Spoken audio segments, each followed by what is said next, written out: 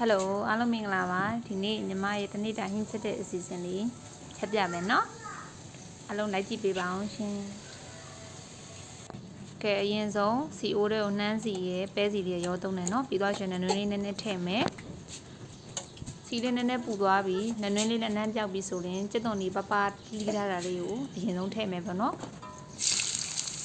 ကြက်သွန်ဒီလေးတွေကိုမှညှိုးသွားအောင်လို့နည်းနည်းလေးကြော်ပေးမယ်ပေါ့နော်နည်းနည်းလေးညှိုးပြီးဆိုလို့ရှိရင်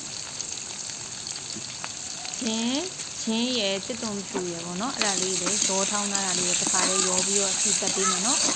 သူကကြတော့ဟင်းတစ်ခွက်မှာစစ်တုံအနီးစစ်တုံဖြူများထည့်ချက်ရင်ရတာပို့ပြီးတော့ဖြစ်တယ်နော်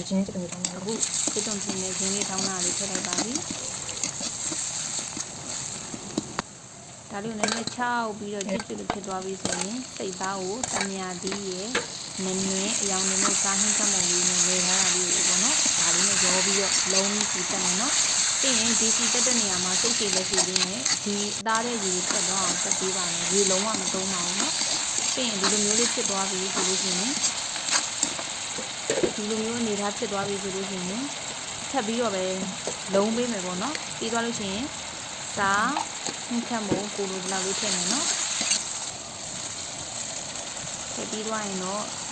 ပညာလုံးရေးတင်ထားတဲ့ကလေးပဲလေးနဲ့တစ်ခါလေးရောပြီးတော့ထပ်ပြီးတော့လုံးမယ်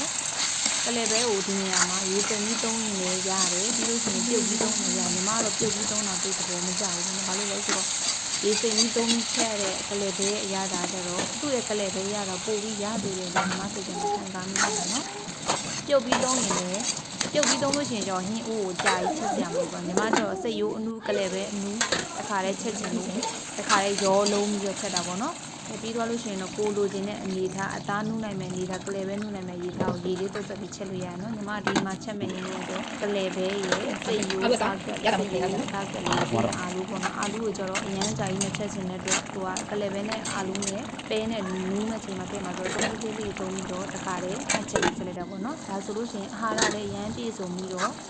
ရတာလည်းရင်းရှင်းဟင်းတစ်ခွက်ပေါ့နော်ပြီးရင်ရေသားမဟုတ်ပဲနဲ့နှစ်ချက်ချက်တာဆိုစီကြံရေကြံလေးစားလို့ကောင်းတယ်ပြီးသွားလို့ရှိရင်ဒီဟာလေးနဲ့တွဲဖက်ပြီးစားမှာတော့မကြီးဖူးပေါ့နော်မကြီးဖူးလေးကိုအချင်းတည်ထားတာလေးကို